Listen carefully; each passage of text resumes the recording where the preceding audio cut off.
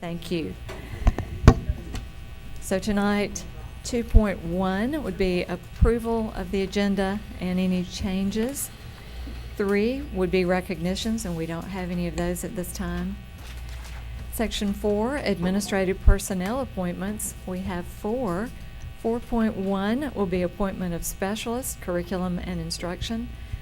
4.2, appointment of assistant principal 2, 10-month to Longwood Elementary School. 4.3, appointment of principal, Walker Elementary School. And 4.4, appointment of assistant principal 2, 12-month to Destin Middle School. Section 5, public comment blue card version for agenda items only. Of course, we don't know that at this juncture. Section 6, committee and staff reports. 6.1, in-county travel paid for May 2023, presented by Julie Perry. 6.2, out-of-county travel paid for May 2023, presented by Julie Perry. And 6.3, quarterly progress report of the Sales Tax Citizens Oversight Committee. Section 7, consent agenda. 7.1 would be approval of the consent agenda. 7.2, approval of the minutes of the workshop meeting of June 12th, 2023, minutes of the regular meeting of June 12, 2023. 7.3, appropriation of District 1 School Board Member Capital Outlay Funds to Pryor Middle School for classroom furniture in the amount of $2,535.26. Section 7.4, appropriation of District 2 School Board Member Capital Outlay Funds to Silver Sand School for cafeteria chairs in the amount of $5,394. 7.5, appropriation of District 2 School Board Member Capital Outlay Funds to Destin Middle School for classroom furniture in the amount of $30,966.19. 7.6, appropriation of District 3 School Board Member Capital Outlay Funds to Pryor Middle School for classroom furniture in the amount of $2,000. 7.7, appropriation of District 4 School Board Member Capital Outlay Funds to Laurel Hill School for flooring in administration offices and hallway in the amount of $5,000. 7.8, appropriation of District 5 School Board Member Capital Outlay Funds to Silver Sand School for flooring in the School Resource Officer's office in the amount of $915.75. 7.9, appropriation of District 5 School Board Member Capital Outlay Funds to Ruckle Middle School for ClearTouch interactive panels in the amount of $4,830. Dr. Kelly, I have a Yes. question to ask. Okay. And Mr. Superintendent, I just wanted to ask a question about the ClearTouch interactive panels. Is this, I know we've all been getting requests for this. And I apologize that I'm asking you this right here, right now. That's but, all right. What is our vision for these ClearTouch panels moving forward? Is this something that you're looking at putting into the classrooms, where the principals aren't necessarily coming to us to ask for these funds for this? Not that we don't mind doing it, but is there a vision with these ClearTouch? That obviously they're very popular right now. So they are. So first of all, I think Mrs. Ellis, through our DODEA grant, they've done a great job. They've provided many of our math and science teachers across the district with these ClearTouches. And as you know, one of our pieces of modern innovation is to get more technology into the classrooms. Also, this is something that helps students with engagement. So it's still part of our process at the district level through the DODEA grant under Ms. Lightbourne's department to get these into as many classrooms as possible. But then we also have beyond that, some of our principals do like to come to the board and say, hey, we'd like to get these maybe in an even quicker fashion. But one of the pieces that we've talked about this school year going into next and even previous years is how do we continue to revolutionize classrooms in terms of technology. So Mrs. Lightbourne and Mr. Horton, in terms of those two departments, curriculum with the technology side, seeing how we might be able to expedite that in more classrooms. And I'll just say Miss Appleberg is sitting right over there. We had some fun with her smart board earlier in the year, so I know they're beneficial. I was just curious as, what our vision was for. So thank you. You Madam said Chair. something Very that teachers are moving from the document cameras to those boards, kind of the new technology. Please I'm do. sorry, Come on, Jordan. I mean, I've seen them in classrooms, and a teacher demonstrated them, and they're really cool. They I mean, are. The They're amazing. students, talk about interactive. They're amazing, and especially in the elementary classroom right now, especially because students have iPads and they have the one-on-one iPads, you can, a lot of the smart boards, not all of them, but mine in particular, the kids could project what their screen was and show their thinking, and it was just a lot better and a lot less transitional time from a kid going from their desk per se to the document camera and then trying to show their work that way. And you also have those shy students that are more likely to want to show their work or their thinking and share with their peers more because they're at the safety of their own desk and their own iPad in their mind. So it's amazing the types of things that the smart boards can do.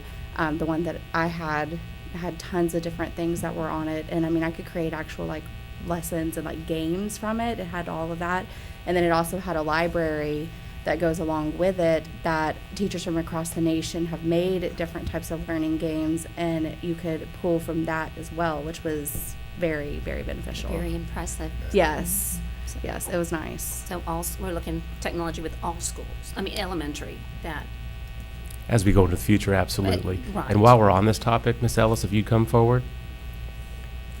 And I just say that sometimes it's that, and I'm very appreciative of, I mean, with what all our title programs do, but sometimes it's the non-title schools that struggle a little bit more with purchasing these technology pieces.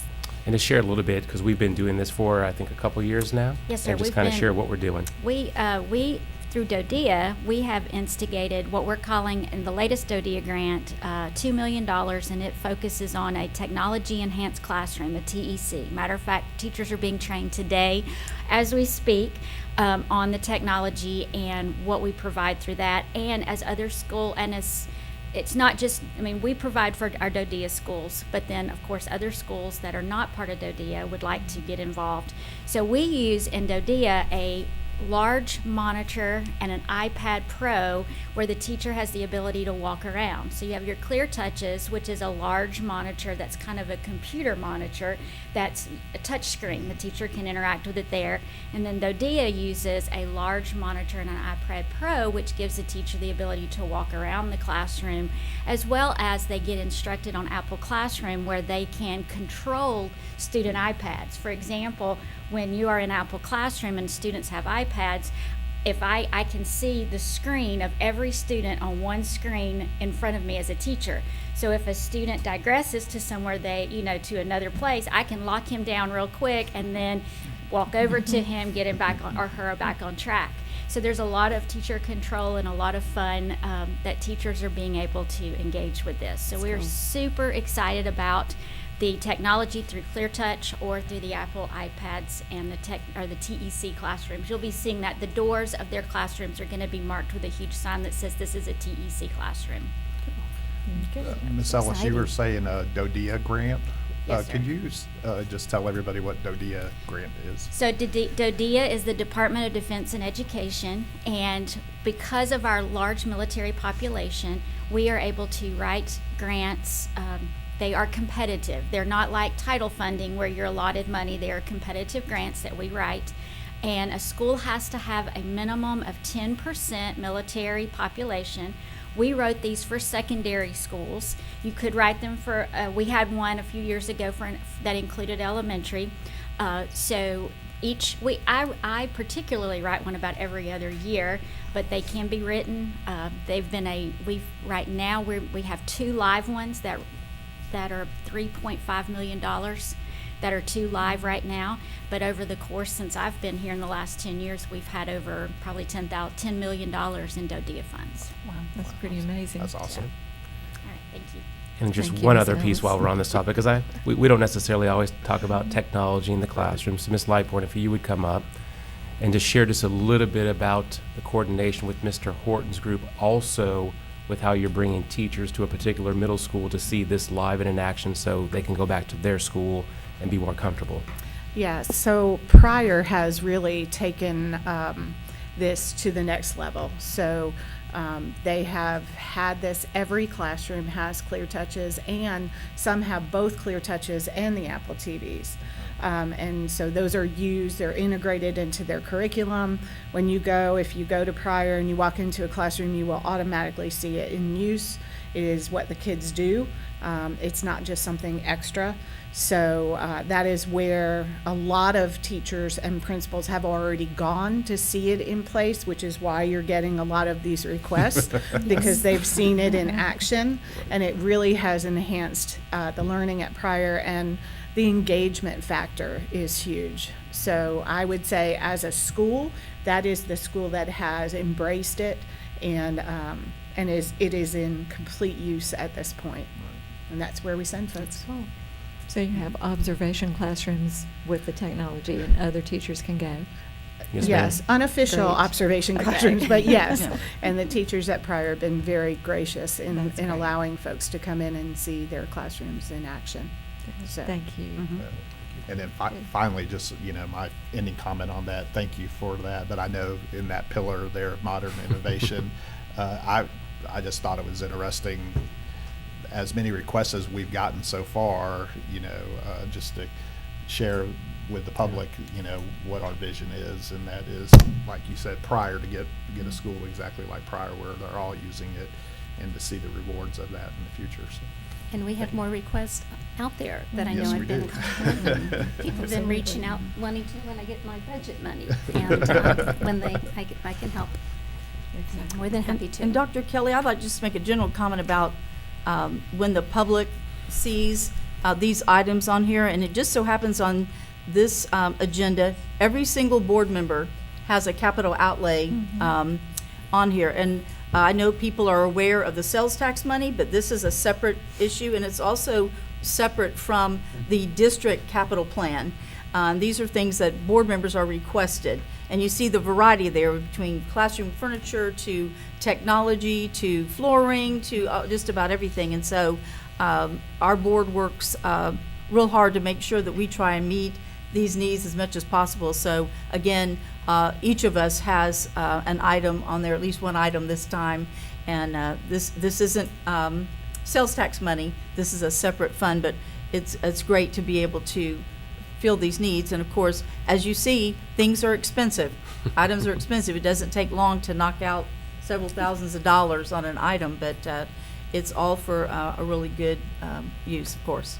And thank you, Mr. Chambers, and your budget committee, because I know we sat and met and talked last week, but that this funding is still coming to us. Yeah, That we that's still great. have this ability to do this. I know how tight things are, and we'll be talking budget starting at 11 o'clock, but thank you and your committee for continuing this funding, and we will always take more if you find that rainbow, Extra, that yeah. pot of gold.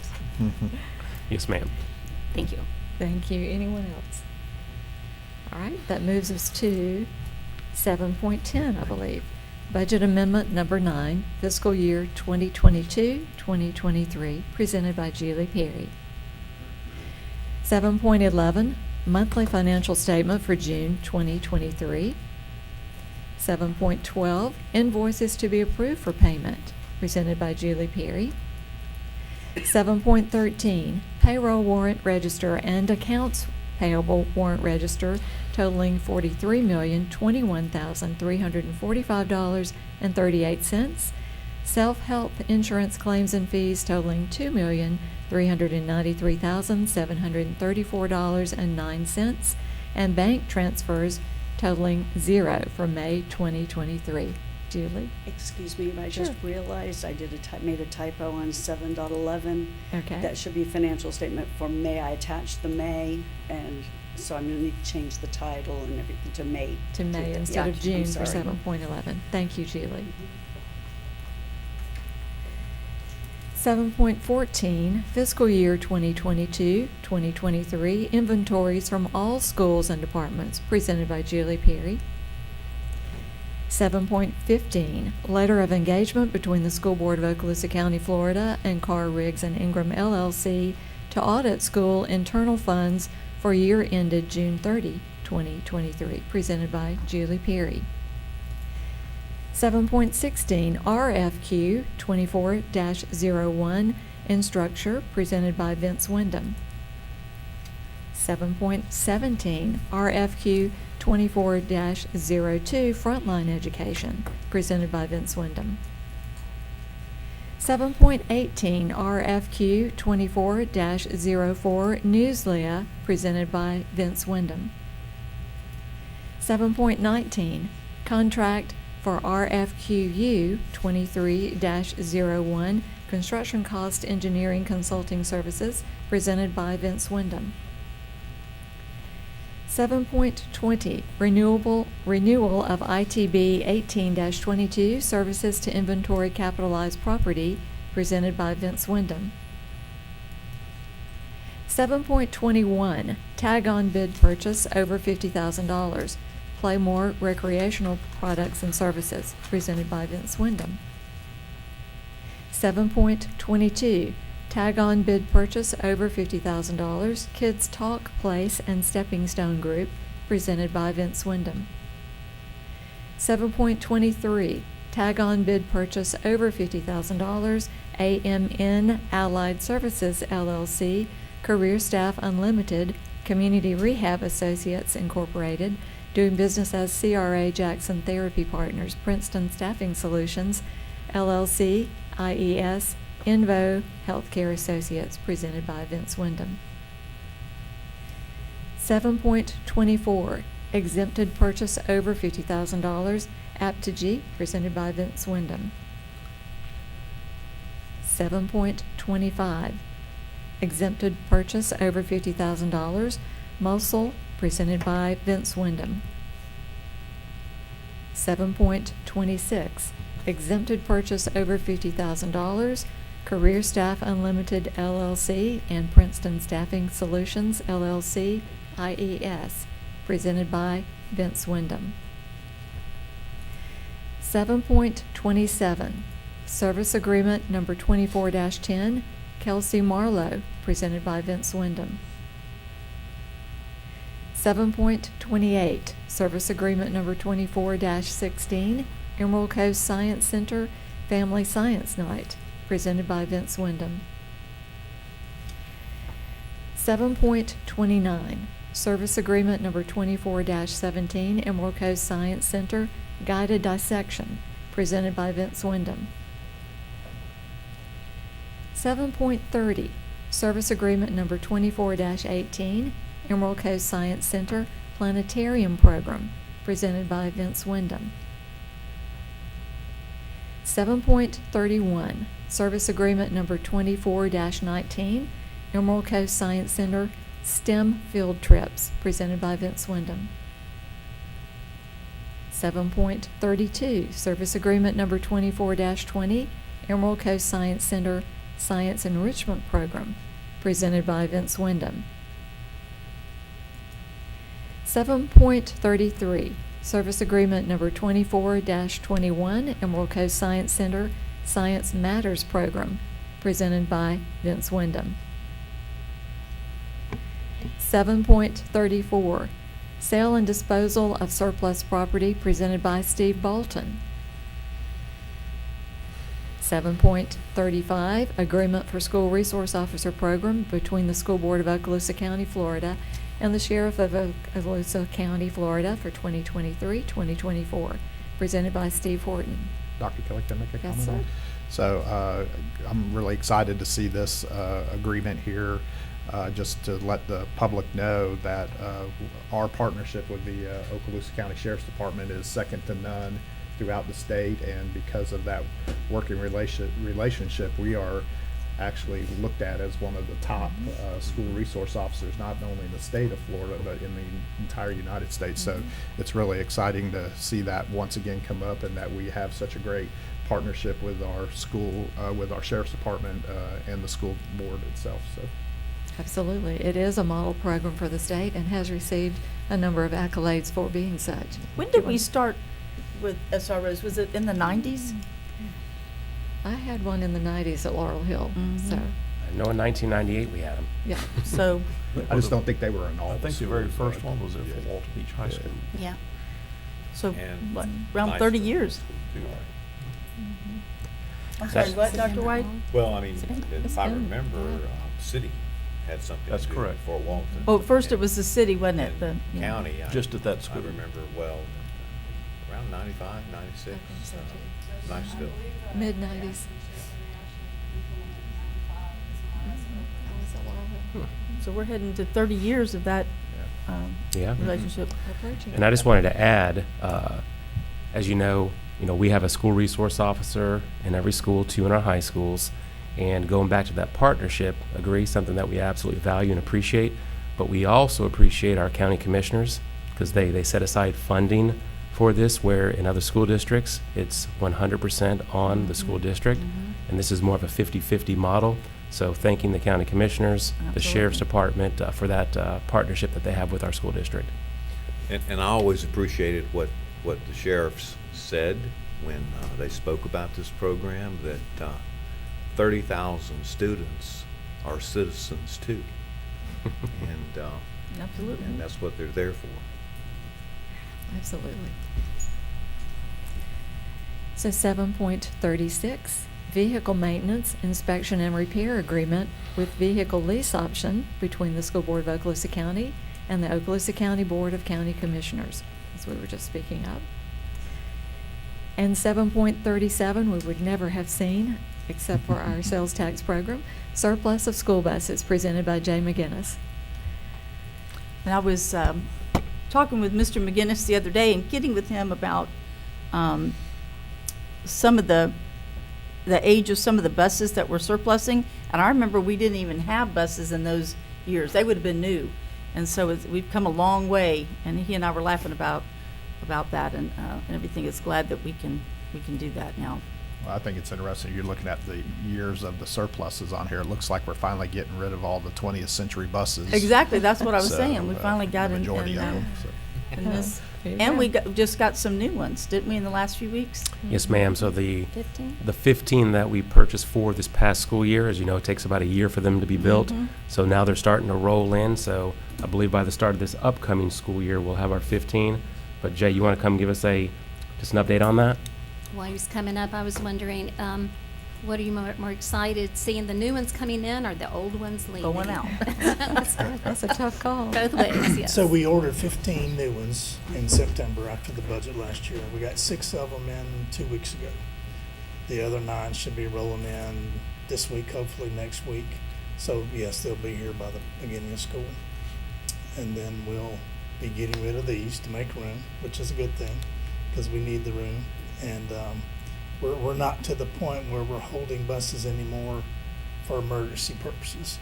We're now able to get rid of them and move them on out like they should have been. So the newer ones that you see, newer, 2005 are not newer, but the newest for this, some of those have been wrecked or have blown engines. That's why they're on there.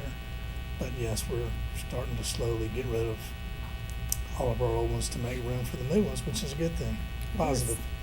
And, Good. and will you please, you and I had this conversation, but if you would share about how you go about, who gets the buses, so to speak. We look at 2 or 3 different criteria. Obviously, the age of the bus, and then we look at the route and the length of the route. Drivers keeping a clean bus, things of that nature. But majority of it's the length of the route and the age of the bus is what we look at first. And Try to how move those how old many ones out. buses don't have air conditioning? Now, we're pretty much into the air conditioner world, right? We're down to just a few in the south end and the central end, and I think with this new group coming in, we'll be down to about 10 or 15 in the north That's end. amazing. So, That is 10 or amazing. 15 in in the what? north end. Okay, but most of those routes are less than 30 minutes with those Oh, buses, yeah. I'm sure, Mhm. right? Yes, they are. And, But it still gets hot, though, at Some 30 of them are minutes. the ones that the coaches are driving. Right. So regular route buses that our drivers are driving will be down to about 8 in the north end once we put this new batch in up there when they come in. And I'm sure we're still in need of bus drivers. We are. Just to put it out there, always. We are. We would welcome anyone But you might With get a open brand-new arms. bus to drive too if you come on, so. check it But out. we're making a big dent in it, thanks to y'all and the superintendent's initiative to start buying these buses, so I appreciate that, and I know the drivers do as well, so.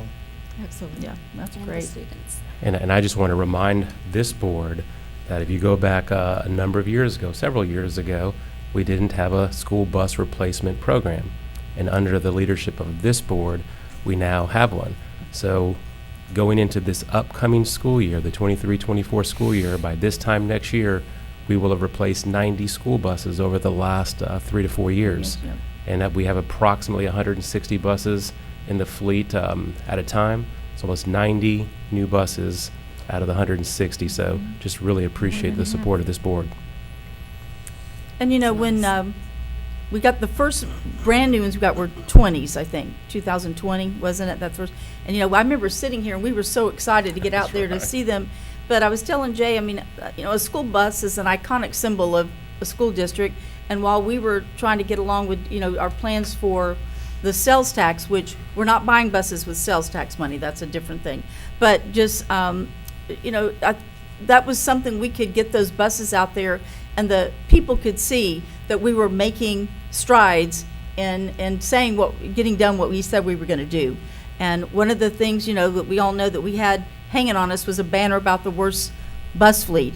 But now we don't have that anymore. We don't have that red badge of courage. So I just told him, I said, it's so exciting. You know, it is exciting to see those buses come out there and when I'm driving around, I love to see them because it shows that we are doing great things for our students and moving forward like we plan to do. So, Well, and thank you, Mr. Chambers, for your comment about the board and the buses, but it was also your vision with your team about Yes. this plan to have these buses purchased on a regular basis, that we never had that rolling program going. So, again, partnership is wonderful. Working as a team is the way to do it. So, and we don't have to get the leftovers from another district. That's what I was gonna say, but I know Dr. White and I were on the board when we were getting buses from Escambia. They're Right when we were yeah, coming in, yeah. Dr. Kelly, we were remember. And getting those. we were very We grateful. were very grateful. Yeah. Yes, we were.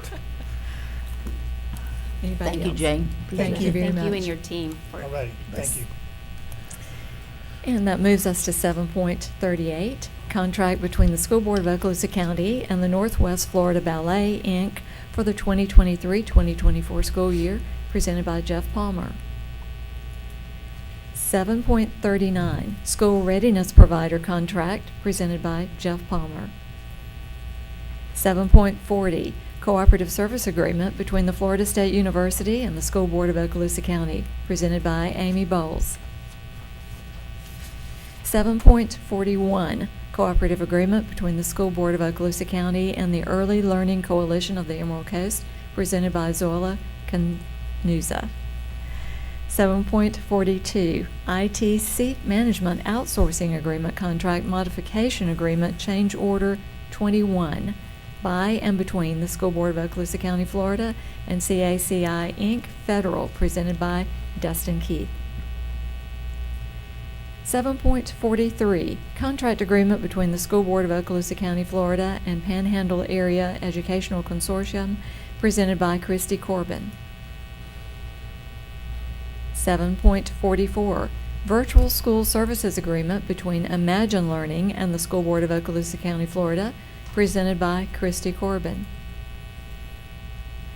7.45, Contract between the School Board of Okaloosa County, Florida and K-12 Florida, LLC for Fuel Ed Online Educational Products, presented by Christy Corbin. 7.46, Educational Services Agreement between the School Board of Okaloosa County, Florida and Okaloosa Academy, Inc. to provide educational services to students placed with the Department of Juvenile Justice in Okaloosa County, presented by Dr. Anita Choice. 7.47, Request for Course Code Adoption for the 2023-2024 school year, presented by Denise Berry. 7.48, Service Agreement Number 24-11, Kenneth Rhodes, presented by Vince Wyndham. That brings us down to Section 8, Superintendent's Human Resource Recommendations. 8.1, information only, employees on administrative leave, presented by Dr. Hale. 8.2, information only, deferred retirement option program, DROP, presented by Dr. Hale. 8.3, out-of-field report for the 2022-2023 school year, presented by Sharon Duran. 8.4, administrative, managerial, and professional technical personnel recommendations for the 2023-2024 school year, presented by Dr. Hale. 8.5, instructional and education support personnel recommendations for the 2023-2024 school year, presented by Dr. Hale. 8.6, employment separations, presented by Dr. Hale. 8.7, personnel recommendations, presented by Dr. Hale. 8.8, employee transfers, presented by Dr. Hale.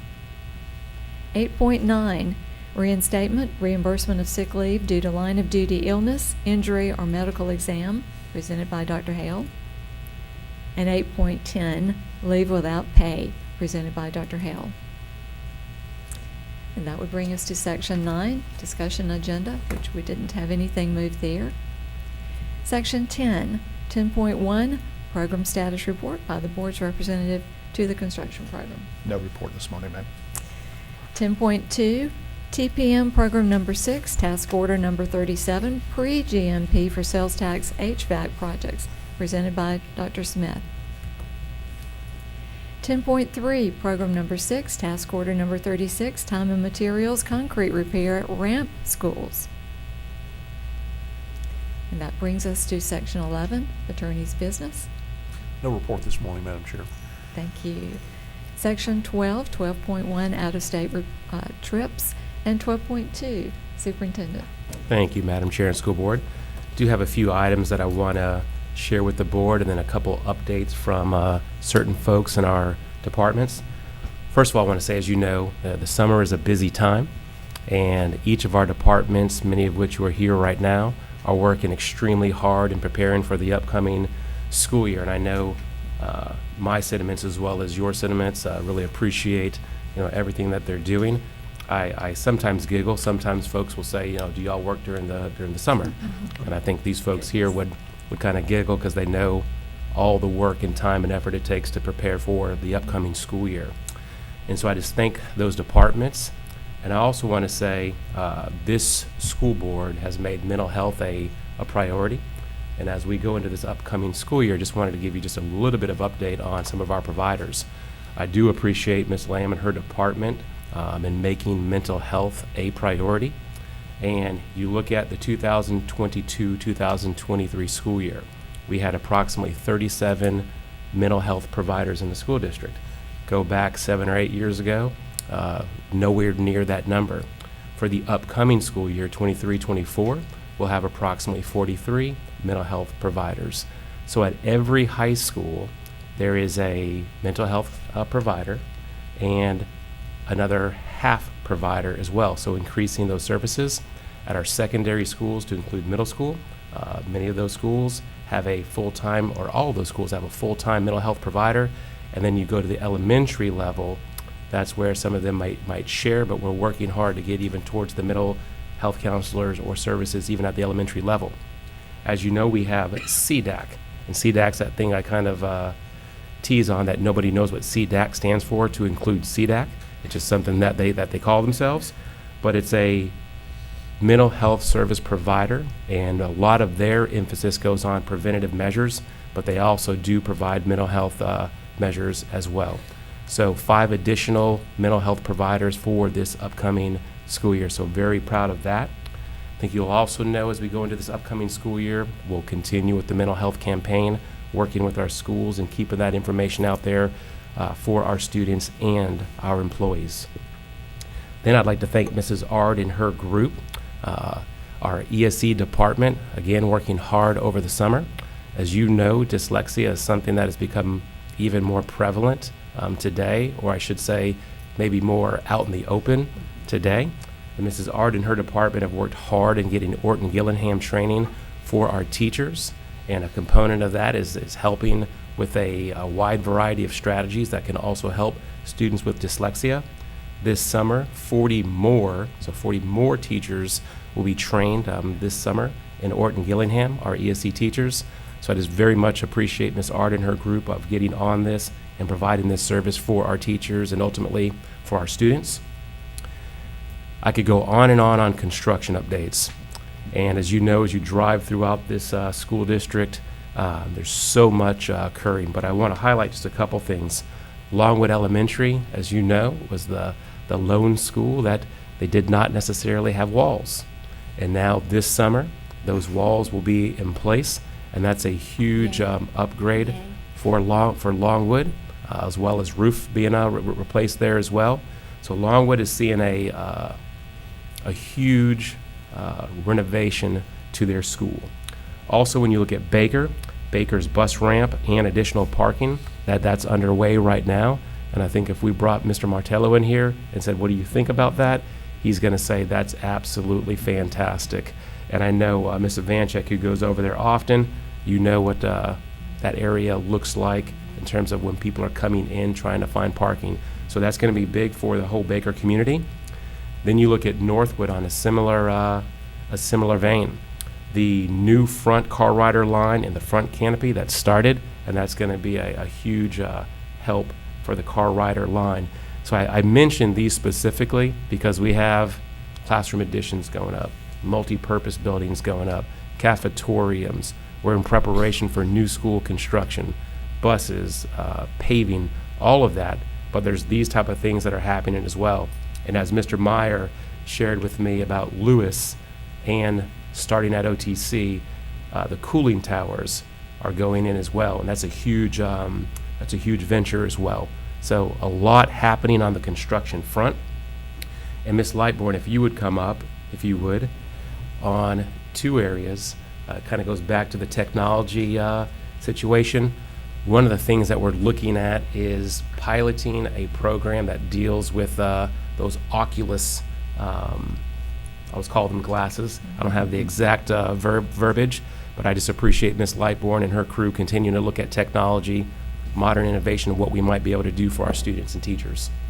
So it's through a company or a group called Ohana, and it's a virtual reality Oculus, as Mr. Chambers said, and it focuses on algebra and geometry. So it brings real-world experiences using algebra and geometry through those glasses. So we're looking into that right now. We're at the very beginning stages of that.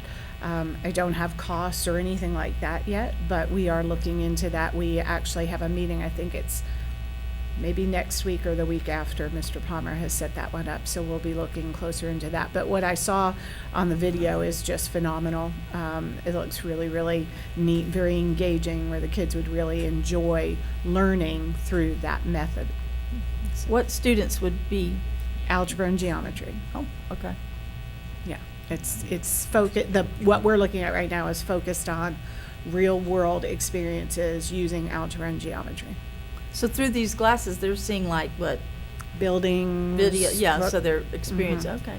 So it's like virtual reality stuff to kind of, instead of going out to the building, they can have it. Right there. I think this was just on maybe Good Morning America, maybe a week or so ago. Well, look at there, we're Look at at cutting us. edge. Yes, Wow. yes. I And- think this was just. Yeah, did and it even really more cool. update than that, this last weekend, I had my great nephew at my house, 12 years old, has the Oculus, playing with a couple of other friends who were back in Mexico Mhm. Beach, and just watching him, I mean, you would have thought they were in the room, but it was hilarious to watch him by himself interact with that. We were not That's seeing really the other cool. parties. But it is amazing that our kids at 12 years old are already experiencing what we have yet to experience in the classroom, and I think it's phenomenal that we are bringing that to the classroom now.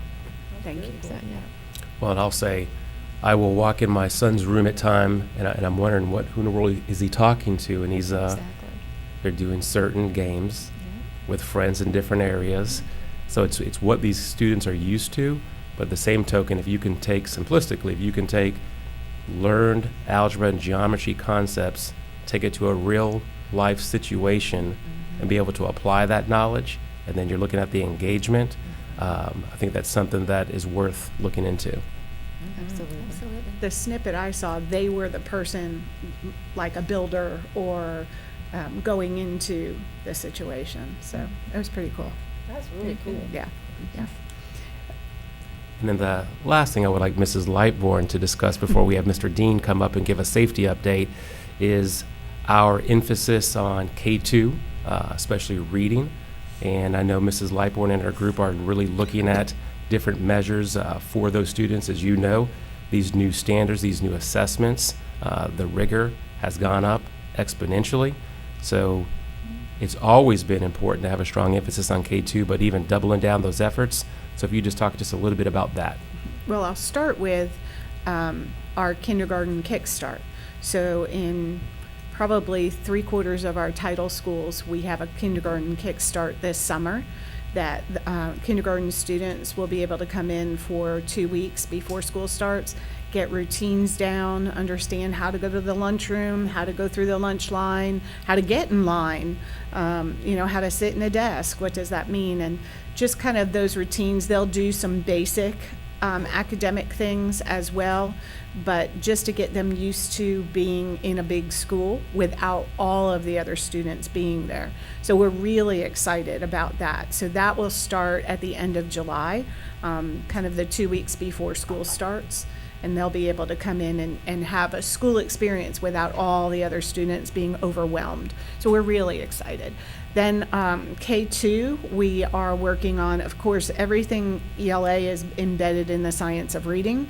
So we have a specific grant for K2 tutoring. It's very scripted, so that way we are able to get folks, parents, and teach them. We have 2 of our coaches are trained specifically on how to teach folks to use the program, and that's to work directly with K2 students. We can do that during the day, so if somebody has an hour or 2 to give, we can train them. They can come in once a week for that hour, and we'll give them students to work with, as well as our own teachers before and after school. So that is another piece that we are doing for K2. And as it pertains to the kindergarten kickstart, I do want to thank Dr. White. I think it was maybe back last September, October, and you one of the things that we talked about is you said, hey, have you thought about a kindergarten kickstart? And we had that at certain schools, and now we've made it more globally. So I do appreciate that, and it's coming to be. I have one comment for Mr. Chambers regarding the reading for the K2. I was at a conference in Utah back in November, and I know this was a really big emphasis on the K through second grade reading and how important it is to unlock that reading code is what they kind of called it. And, we look at it because it's natural to us, because once we unlock that code, it just opened the world. So I'm really excited that the state of Florida and our school district is really putting emphasis on that K through 2 reading. So. And I'd like to say thank you. Standing here, and I know we've worked together, but your knowledge from kindergarten, you're talking, the Kickstart, the pre-algebra, the glasses and everything, that we're very fortunate as a district to have you and your knowledge across the board, and we're very glad to see you back. It's Thank you. 2023-24 I'm school happy year. to be here. So, Thank you. Thank you for that, Ms. Gardner. And then lastly, again, I go back to this board. You've made safety a priority, and that's something that that Mr. Horton and his group really take to heart.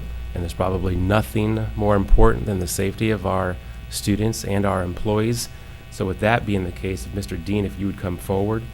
And what I think this board is going to hear is how our school district is collaborating with other agencies as well.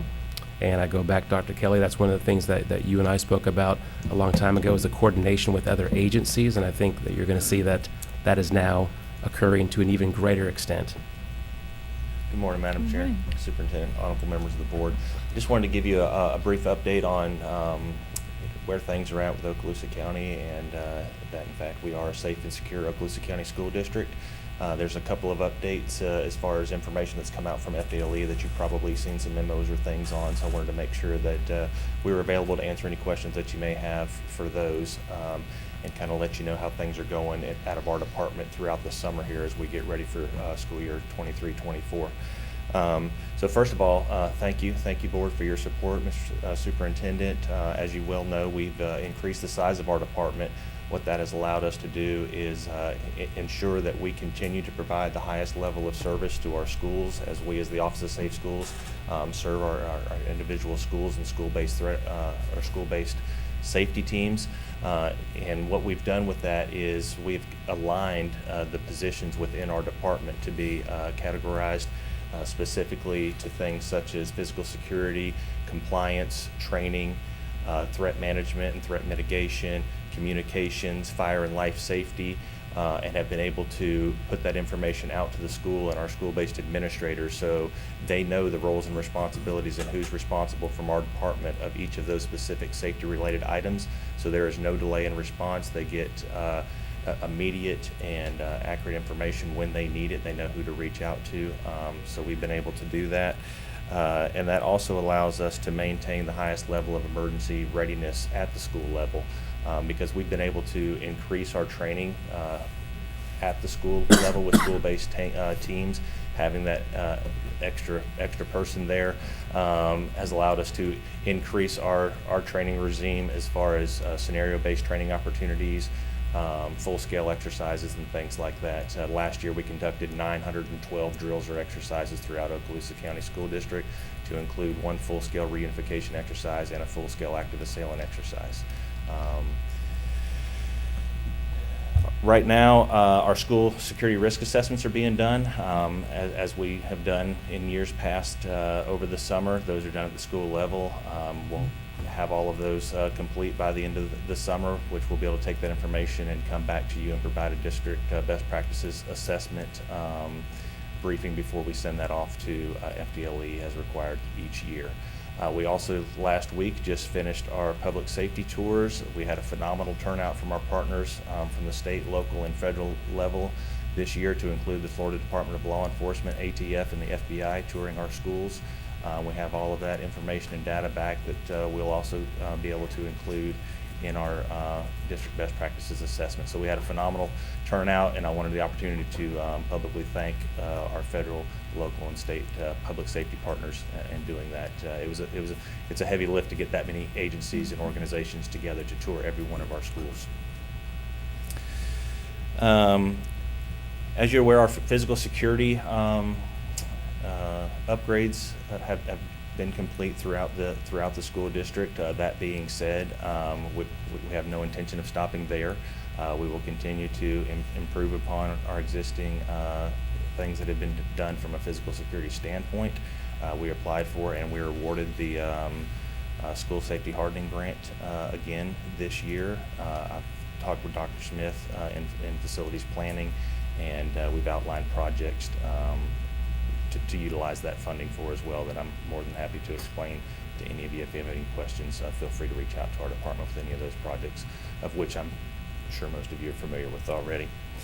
Some of the new things, this year we will be changing terminology of our standard response protocols. We have the Memorandum of Understanding with the I Love You Guys Foundation, phenomenal organization. It's in 400,000 different schools throughout the nation. As far as best practices and standard response protocols, that's our terminology of lockdown, lockout, shelter, those types of things.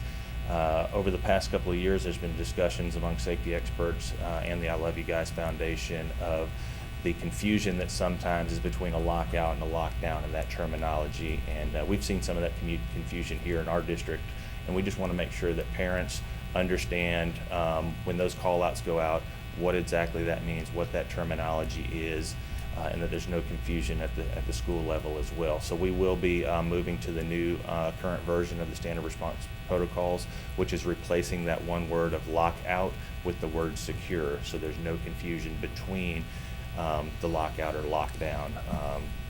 And we'll make sure that we get that out to parents, as well as updating. We'll be updating as we do every summer, our comprehensive emergency operations plan, and making that change in there as far as the terminology. And that information is out to principals and school-based administrators as well now. The other new thing going into the new school year will be a change in threat management procedures. The school district, or all school districts, the entire state of Florida will be switching to a Florida-based threat management model from what we have used in the past at CSTAG. That change will not occur until January 1st, 2024. But we will be prepared to make that change, which includes retraining our threat management personnel at the school level. We've already have the plans in place to be able to accomplish that training and make sure that there is no delay in the change from our current comprehensive student threat assessment guidelines to our transition over to the Florida threat management model. We've also already reached out to the sheriff's office because we have a responsibility to train those school resource officers as well, and we've locked down the training dates for that. So we expect no issues with our transition from one program to the other. With that also comes a requirement that the district has to have a district threat management coordinator. I'm proud to say that before that actually became statutory and FDLE or FDOE rule, that we have that place here in Okaloosa County. So again, there's going to be no issue with us being able to transition to that new piece and that new position as well, because we've had that in place for some time. Is there any questions or anything about either of those two major changes? There are going to be some slight changes in our drill procedures this year, which we're requiring by rule an after-action review, as far as not only conducting that after-action review, which majority of our school-based administrators are doing those after-actions when they conduct their drills and exercises, but just the documentation piece of that is out new in DOE rule. So we'll make the changes to that on our current MIS forms and documentation of that. And I'd like to thank our administrators who participated. We had a work group that we just met last week on to take a look at the rule, because our department wanted to make sure that it's not just a bunch of safety guys looking at this and saying, hey, we're going to do it this way, this is a great way of doing it, without having that input from the school administrators that say, yes, it's a great idea, but it won't necessarily work in elementary, or it won't necessarily work in middle. So we put together a work group that included elementary, middle, and high school principals to be a part of that group and making a decision on where we were going to move forward on our drill procedures and how we were going to implement that. So I'd like to thank Ms. Heather Graham-Williams, Ms. LeVictor, and Ms. Heck for participating in that work group for us. Really appreciative. If you have any questions at all about where we're at right now, or I was just going to say, can you give us, for the record, like a 1 or 2 sentence definition difference between a lockout and a lockdown, just so that everybody's aware? Absolutely, and we won't have to worry about that confusion going into school year 23-24, because that lockout is going to change to a secure. Right. And that terminology, those symbols that we've used for many years here in the school district, we'll make sure that change is on our website. We get that information out to parents. But a lockout is something that is announced when there's something occurring off of school campus but may have the potential to impact your campus. For example, there is a crime in progress at a Tom Thumb near the school, and the sheriff's office or municipal police department is setting up a perimeter and trying to contain that suspect. Just as in overabundance of caution, we will lock out, which means bring kids inside, make sure that our facility is secure, so that bad guy can't run onto our property if the police are chasing him, so to speak. That's a lockout. A lockdown is when there's a crisis situation occurring on the campus itself. So again, to not have that confusion, that word secure is going to replace the lockout, which makes absolute sense, because the word itself defines what we're doing. We're just making sure that our campus is secure and everybody's inside until law enforcement lets us know, hey, whatever's going on in the community is under control. Good. You guys are good. Thank you. Dr. Anybody Kelly, else? I have a question. Mr. Dean, thank you for all that you do. And I was in Tampa back a few weeks ago, and I was in like a workshop with a deputy from Polk County. And as you know, I think they undoubtedly have the most popular sheriff in the world right now there, but they were talking about the Guardian program. Can you give us an update on our Guardian program? Because we were actually one of the first school districts that implemented that rule when it came out. So just curious of an update. We were, and our Guardian program is the true sense of the Coach Aaron Feist Guardian program, in the sense that it is school personnel that are participating in our Guardian program, where if you look at some districts, there's many districts throughout the Florida that you'll see their Guardian program look a little different. They may be uniform type guardians that we would recognize more of like a security officer or security guard or something like that, whereas our Guardian program is the concealed school employee. You don't know who they are, and it's an addition to, and it supplements the robust school resource officer program that we already have. We're certainly not going to get into Right. where No, they no, no, are, no. where the And- numbers are, and things like that. But And I'm glad but- you said that, because Polk County obviously does things a little bit differently, and so they were talking about guardians and centuries. I'd never heard of centuries before. So guardian to them is somebody that wasn't actually employed with a school district, but a century was. Right. So that was Yeah. very interesting. That's why I just was There's curious. a lot of variations of how that Guardian program is implemented, and you will see in many districts, and the superintendent mentioned it earlier about what a phenomenal relationship we have with our sheriff's office. There's a lot of districts out there that do not have law enforcement officers in their schools, and they have a guardian. Right. Now, that being said, they're within the statutory requirements of being Right. able to do so as far as a safe school officer. But we're fortunate here in Okaloosa County that we have a sworn law enforcement officer in every one of our schools. And then in addition to that, we have a Guardian program. to And supplement Mr. that Dean, program. for members of the public that might be interested in the Guardian program, and as you said, that we have armed staff members, would you spend just a moment talking about the training requirements for those individuals, including the psychologicals? So the training requirements for that, it's an application process, there's a background check that is done, there's a psychological evaluation that is done, there's a drug screening that is done, very similar to the process that a law enforcement officer would go through before they begin their career and start the academy. Our guardians go through 144 hours of training. They've received more time on the range than a academy student in the law enforcement academy. They go through a phenomenal system that is at the sheriff's office training facility that kind of similar to the Oculus type thing that you were talking about, only it's real. You don't wear goggles or anything, but that allows them to go into those as realistic as possible type scenarios. There's a lot of scenario-based training that is done, de-escalation training and stuff like that as well. So they receive an enormous amount of training, and it's a volunteer program. So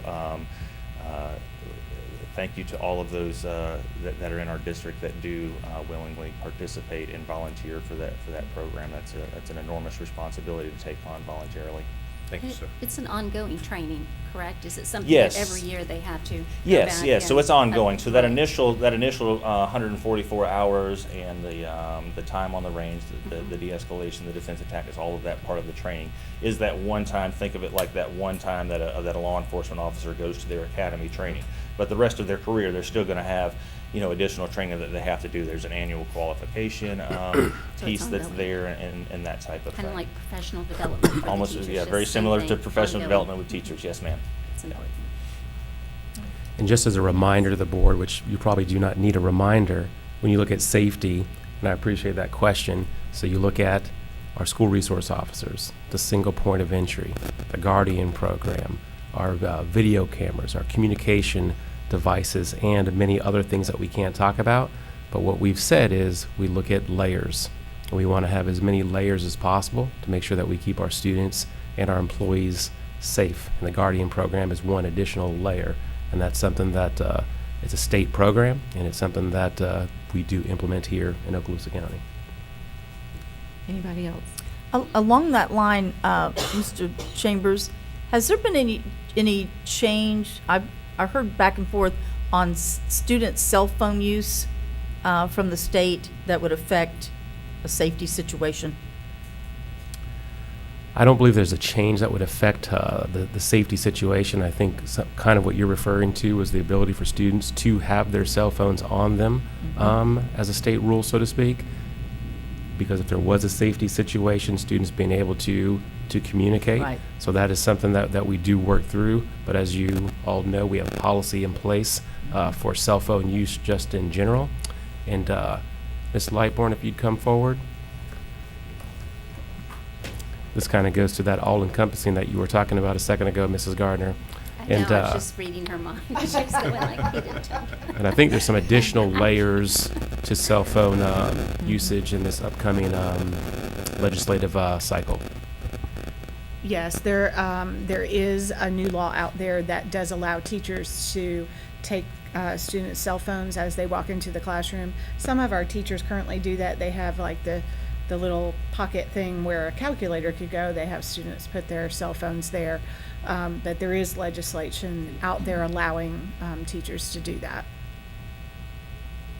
So since it's legislation, does that mean we're going to be enforcing that?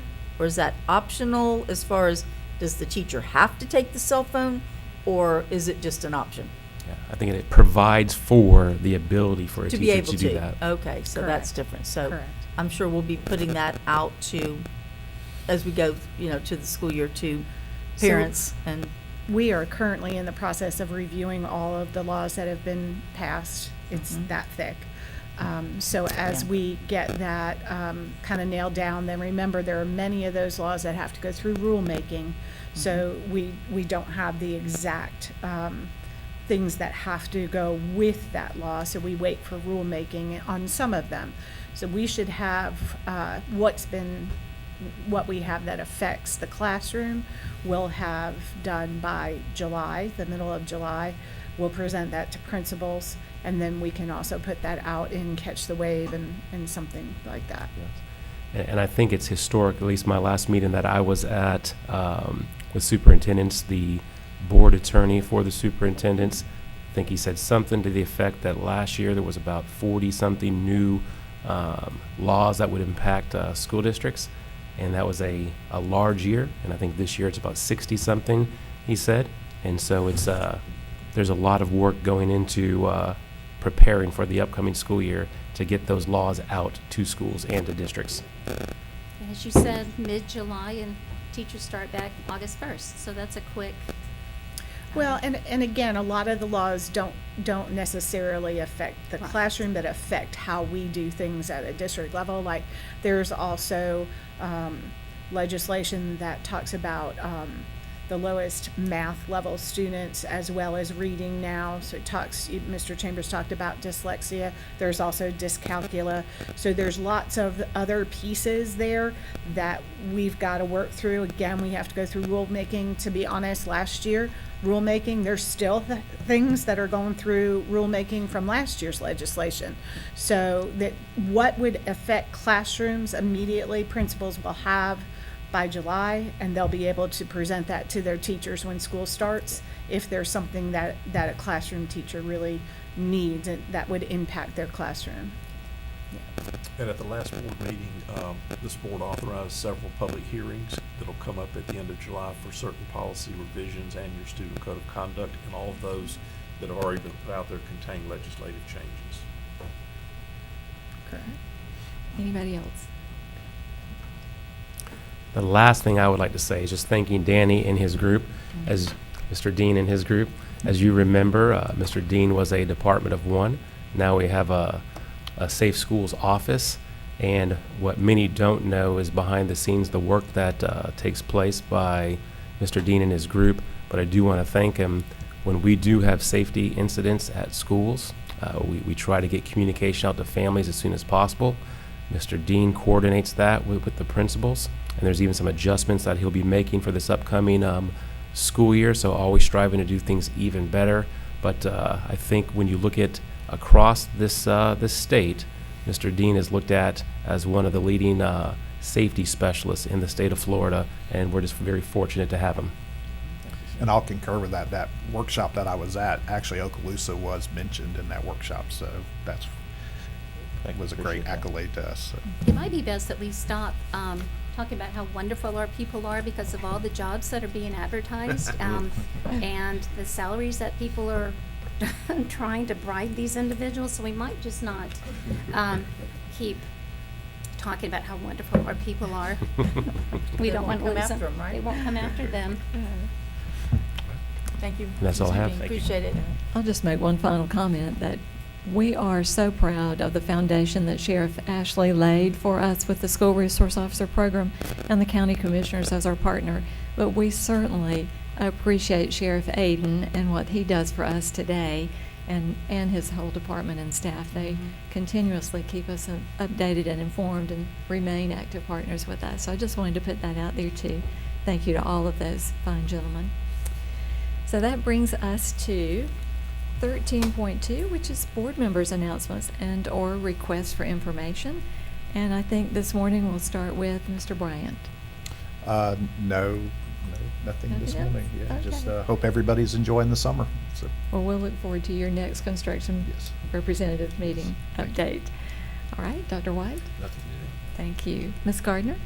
I just like, back on 714, I failed to mention that I just wanted to recognize the inventory report, that there were only 4 items out of thousands that our district is required to go back and look at $300-something million worth of assets. This is a very daunting job.